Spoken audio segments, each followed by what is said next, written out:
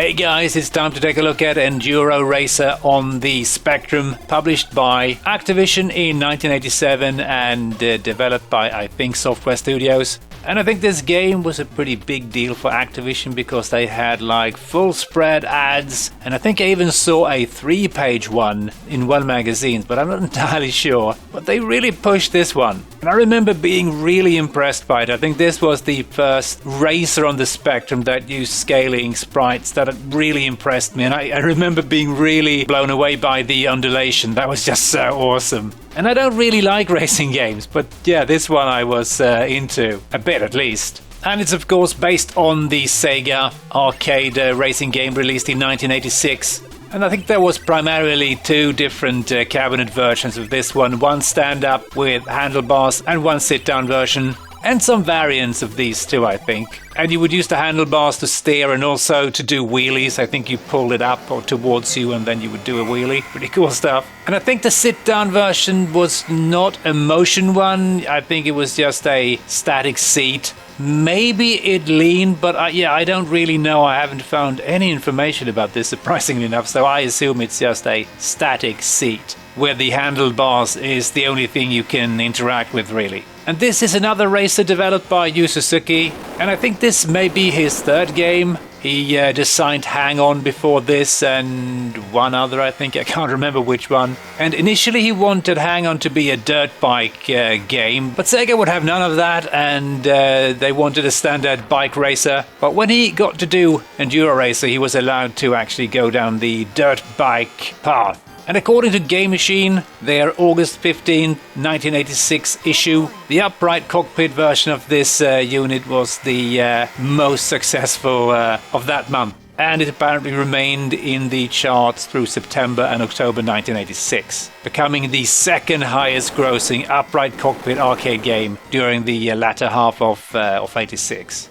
And just below Space Harrier.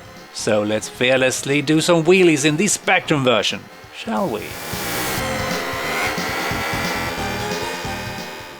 Yeah, pretty nice looking loading screen. Enduro Racer from Sega, presented by Activision. Yeah, okay. And we're just gonna set up, or redefine the keys rather, because, yeah, I'm running this on a real Spectrum. Let's go. Yeah, this was really rather impressive.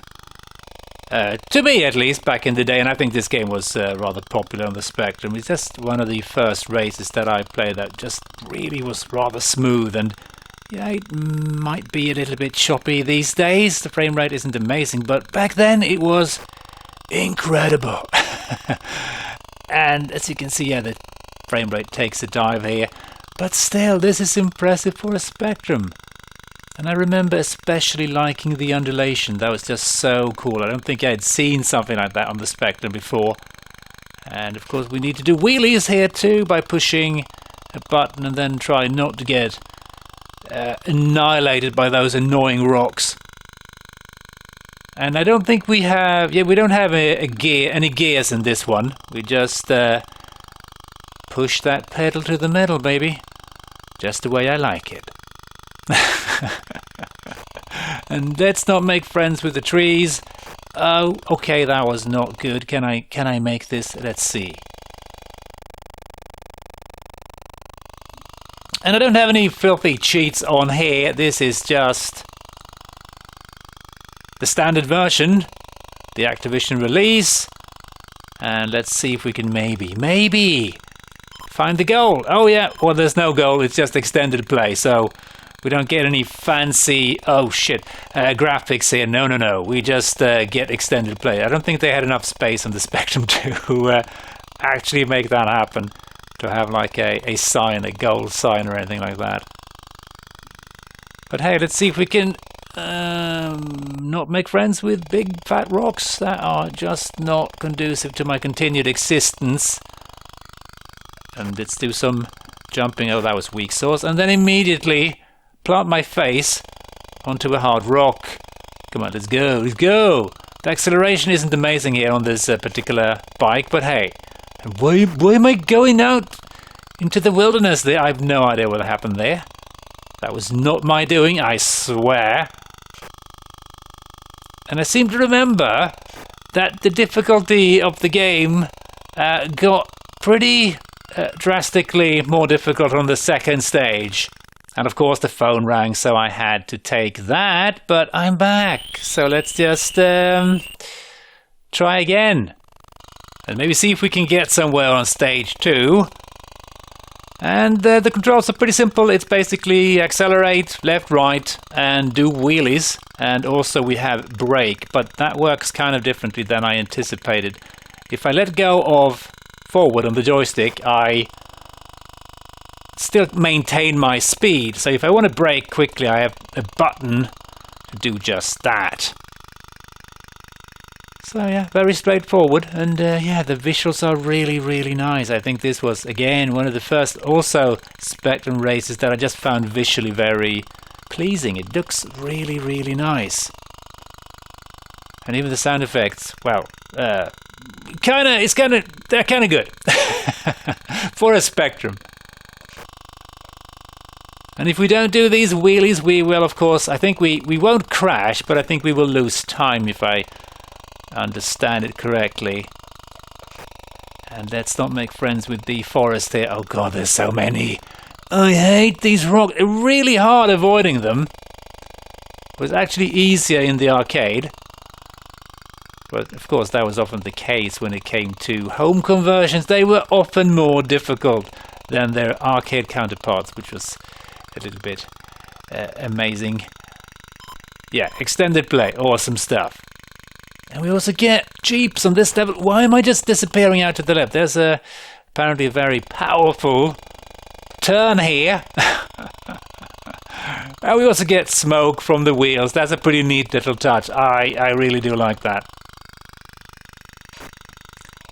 And please, oh god, yeah, this is a little bit messy seeing what's going on. And now I'm trying to fly off into the distance there, or rather out to the right. I don't know why that happens.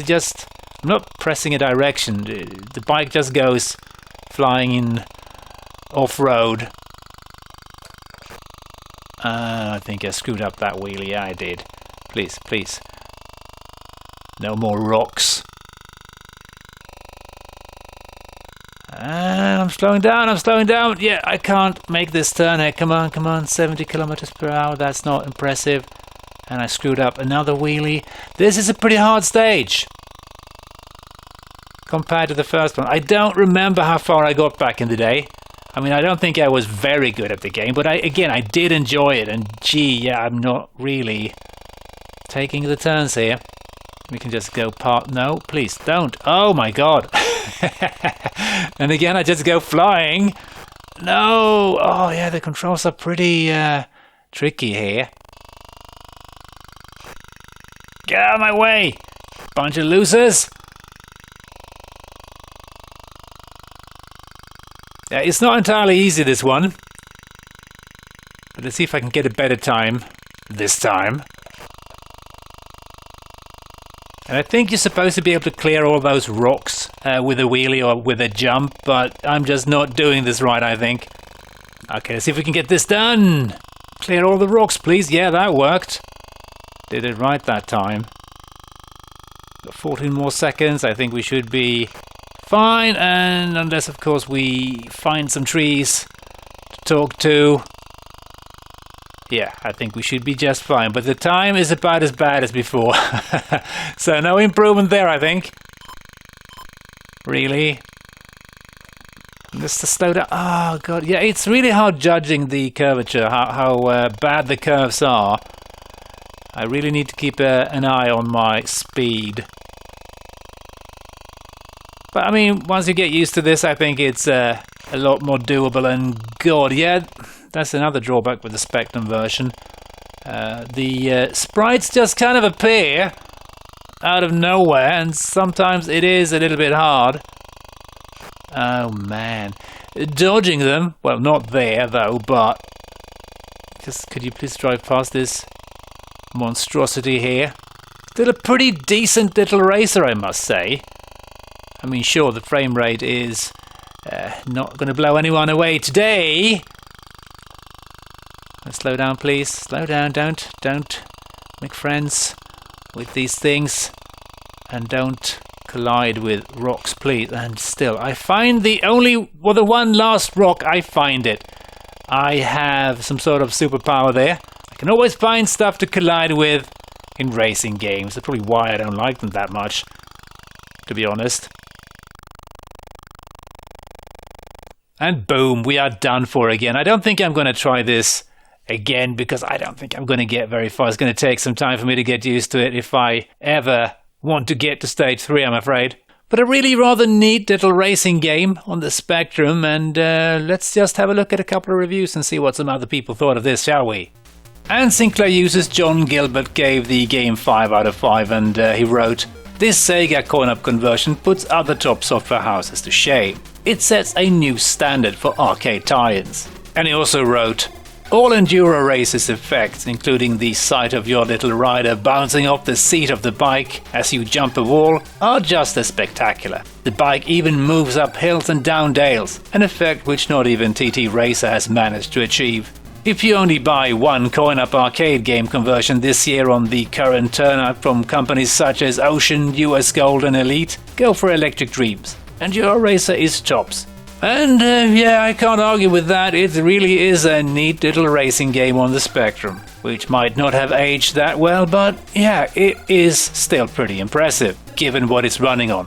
Your Sinclair was also pretty impressed and gave the game a 9 out of 10, and they wrote, "Enduro Racer is packed full of subtle touches, just like that. It's not entirely perfect, of course. Avoiding the boulders, for instance, can often be a matter more of luck than of judgment. Even so, it's a racing game that's streets ahead of the opposition. Give it a road test and see." Brrm. Yeah, it's not perfect. There's certainly some flaws and some annoyances with certain sprites just scaling in out of nowhere and making them pretty damn hard to avoid. But yeah, it's still, again, impressive stuff from Software Studios. And with that, I'm going to call it quits. And as always, hope you enjoyed this video and hope to catch you next time. Cheers.